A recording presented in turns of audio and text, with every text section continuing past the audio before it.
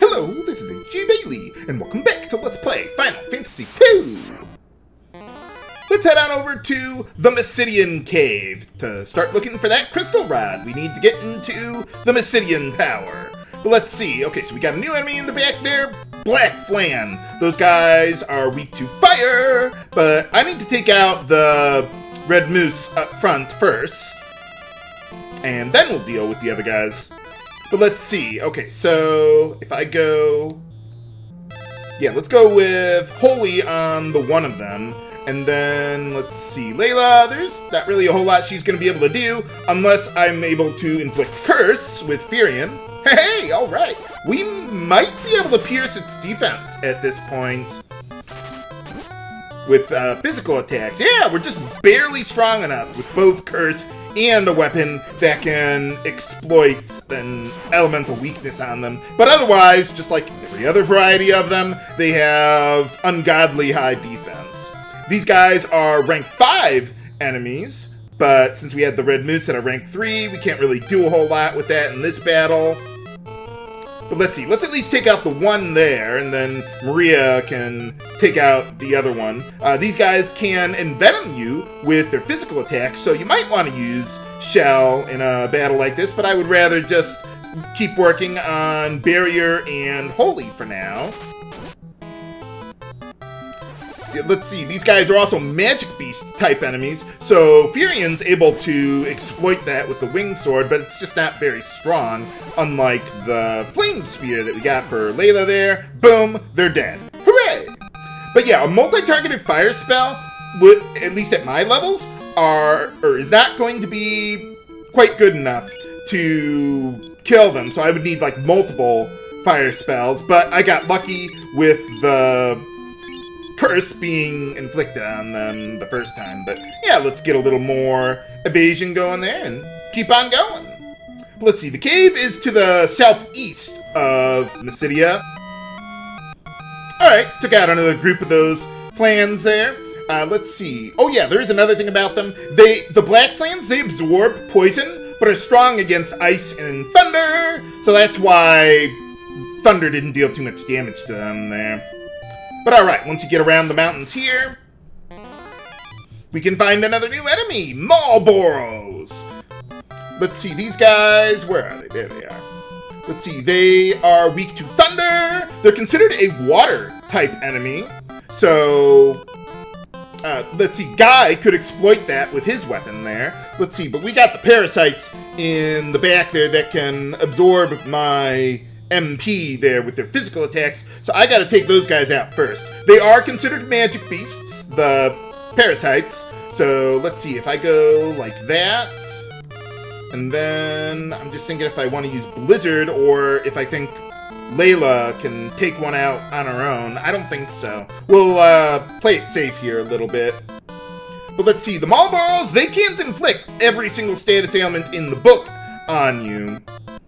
They can only inflict paralysis on you, but if I had the opportunity, or if I wasn't busy working on other spells, I might cast Shell on my party, but it's not an extraordinary concern. But yeah, I think this is the first Malboro in the series. There are other varieties of them that do inflict many more status ailments in this game, but that's not going to be for quite some time. Okay, so we got that going. Let's see, yeah, let's get a good thunder going in there, just in case. So, yeah, man, that's a weird abbreviation for Orichalcum there. But, yeah, it's strong against water-type enemies, so I could have Guy attack here with that, but instead, I'll just go with this. Go with my regular attacks and let Maria finish them off. Well, there it is, but I'm not worried about that. We'll get them. Let's see, Malboros are rank 5 enemies, and they have 750 HP. Unfortunately, the parasites are rank 4, so I wouldn't have been able to get any weapon experience for Guy if I had him attack anyway. So, but let's Oh wait, no, you didn't get agility. Oh yeah, Layla got another weapon level. Awesome. So let's see, how are you doing there now? Yeah, pretty good, really good on evasion actually. So yeah, considering all the stuff I got for her. Speaking of evasion though, with Firion, if your agility isn't quite as high as it is for me, I am getting a little lucky with my agility gains on Firion there. You could drop the Giant's Helm or the Gold Cuirass I have on him. But whatever your situation is, just make sure you keep his evasion percentage at 95% or 96% or above there so you can maximize your chance to get more agility gains. Or you could just grind, really, really weak battles and get agility gains that way. It doesn't matter how powerful the enemies are to get that. Alright, took care of a large group of relatively weak undead enemies, and yeah, we got more spirit for Firion, despite not casting any white magic there. But we do have another new enemy, bombs! Let's see, they're basically identical to every other variety of them. They're weak to fire and thunder. So let's see what we can do with these guys. Let's take out the mine with our physical attacks, and then we'll use thunder and fire to deal with the bombs in the back there. Let's see. Okay, so, I wonder why Holy's behind the barrier. I thought I'd been casting it like every battle practically. Well, anyway, yeah, let's keep practicing on those new spells. Let's see, bombs are rank 5 enemies there. And they have, I think, the strongest self-destruct ability in the game there. But if you've got 40 defense or more, their self-destruct ability won't be able to damage you no matter how many levels it has. It just can't pierce your physical defense at that point, even with crits. But let's see. Okay, so what do we got? Yeah, let's, if I had the Crescent Sword available, I might use that to keep these guys from exploding before Maria gets her turn, but I think we'll be fine anyway. But let's just keep on going there. Let's see, bombs, and yeah, they're considered magic beast type enemies, as are the mines and their other cousins. But alright, yeah, took care of them easily enough. Hey, alright.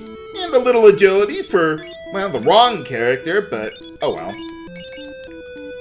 But alright, let's see. Okay, so how are you doing there? Okay, once I get Barrier and Holy up to like level 4 or so, then I'm going to start working on my other white magic spells, other than Teleport or Cure, because I want to get them up to level 6. That should do us pretty well for the rest of the game there. But alright, yeah, let's save up here. Now, I'm going to be making 2 trips into this dungeon. The first trip, just to clear some odds and ends a little bit, then teleport out to use a cottage. Okay, took care of another group of undead, like specters, the usual, around here. But let's see, okay, so that room there, that's a trap room. There's a lot of them in this cave. But first, let's pick up a gold pin there. And I'm going to be giving that to Maria, since she doesn't have any, yeah, she doesn't have any agility boosting equipment there, and she could use the help on defense against like bombs, or especially magic defense in the back row there. So yeah, she could definitely use the help there on that. Now remember, agility and strength boosting equipment do not stack with each other. So I can't stack the gold pin and like the thief's gloves, especially when fighting cockatrices! I'll kill you all! Okay, let's see, these guys are rank 5 enemies, so Guy can even get in a little action on these ones. But let's see. Yeah, they can, just like every other Final Fantasy game, they can petrify you with their physical attacks. They have no elemental weakness. They are considered magic beast type enemies, though. And let's see. I'm thinking if I want to use Shell or get something else going. I think I'll just get something else going. Let's go yeah, let's get, like, Holy or something. We'll drag out this battle a little bit here. Oh, yeah, since they're Magic Beast type enemies, yeah, Demon Spear would be a little stronger against them. But yeah, the nice thing about the cockatrices in this game is that it's kind of hard for them to pierce your physical evasion there and magic defense at the same time to be able to petrify you in the first place. Fortunately, this LP, I am actually prepared for this eventuality. But alright, so, let's see, yeah, why don't you get in physical hit in there, guy? Would have been nice to give Barrier some work, but I have not been running into rank 5 battles for quite a while now, actually, oddly enough. Let's see, you could have gotten these 2 chests here way at the beginning of the game if you wanted, but you'd have to get past all the enemies, of course. And here we get one of my favorite pieces of armor in the game, the Black Garb. It has, I think, no equipment weight at all. It boosts your agility by 10, which is kind of pointless at this point because everyone has something that boosts agility. But more importantly, it protects you against matter elemental spells there, like break or various petrification abilities. So I would give that to Guy right now, even though it might be better on like Furion or something, because Guy could like cast Protect on himself for the defense there.